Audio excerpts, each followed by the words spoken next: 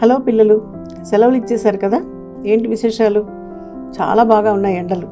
అందుకే ఓ మంచి పుస్తకం చదువుకోండి అంటున్నాను. మొన్న ఏప్రిల్ 24న ప్రపంచ పుస్తక దినోత్సవం జరిగింది, తెలుసు కదా. పుస్తకం హస్తభూషణం. ఒక చిరిగిన చొక్కా తొడుక్కో, కానీ ఓ మంచి పుస్తకాన్ని కొనుక్కో. ఎందుకని? ఇవన్నీ చాలా విన్నాం కదా మనం. పుస్తకం చదవటంలో ఒక ఆలోచన, ఒక ఆనందం, ఒక ఆతృత, ఒక ఆశయం, ఒక ప్రయాణం, ఒక విరామం, ఒక ఆశయం, ఆవేశం, ఒక ఆవిష్కరణ అన్నీ జరుగుతాయి. పుస్తకాల్లోని అక్షరాల వెంట కళ్ళు పరిగెడితే అది ఒక అద్భుత అవకాశం. నేటి తరం చాలా వరకు కోల్పోవటం జరుగుతోంది. చదువుతున్నారు కానీ పుస్తకాలు మాత్రం కాదు.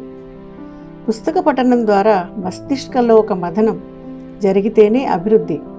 పుస్తకాలు గ్రంథాలయాల్లో కాదు, దేహమనే దేవాలయాల్లో మస్తిష్కంలో పొందుపరిస్తేనే అవి చిరస్థాయిగా నిలిచిపోతాయి ముందు తరానికి. ఈ ప్రక్రియ కేవలం గురు శిష్య పరంపరతోనే సాధ్యం. అందుకే వచ్చే వరకు చదువుకోండి, చచ్చే వరకు వెళ్ళవేయండి అంటున్నాను. మీరు చదవండి, మరొకరి చేత చదివించండి. బంగారు తల్లి మీ అందరినీ మంచి పుస్తకాలు చదివి మంచి జ్ఞానాన్ని సంపాదించుకొని మీరు ముందు తరాలకి అందించడానికి తోడ్పడాలి అని ఆశిస్తోంది. ఎందుకంటే విద్యార్థులు నవసమాజ నిర్మాతలు, సమసమాజ నిర్ణేతలు. ఈ పుస్తకాల చదువు గురించి గురు శిష్య పరంపరతోనే సాధ్యమని చెప్పాం కదా. ఇక్కడ గురువు అంటే మీరు వెళ్ళిన బడి, మీ క్లాస్ రూమ్లో ఉన్న టీచర్ కాదు. మీరు మంచి నేర్చుకోవటానికి ఉపయోగపడే ప్రతి మనిషి మీకు గురువే.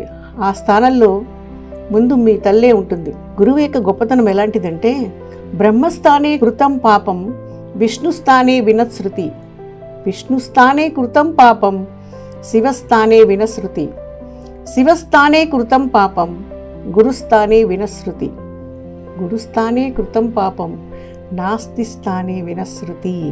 అంటే ఏంటో తెలుసా అర్థం?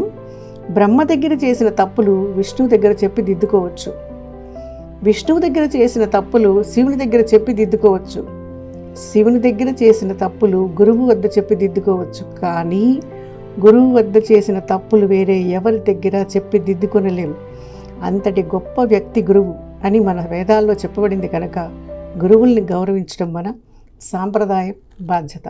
విన్నారు కదా, ఆచరించడం మొదలుపెట్టండి. Thank you everybody. మరొక ఆడియోతో మళ్ళీ కలుద్దాం. బీబీజీ, మీ నిజమైన సంపద.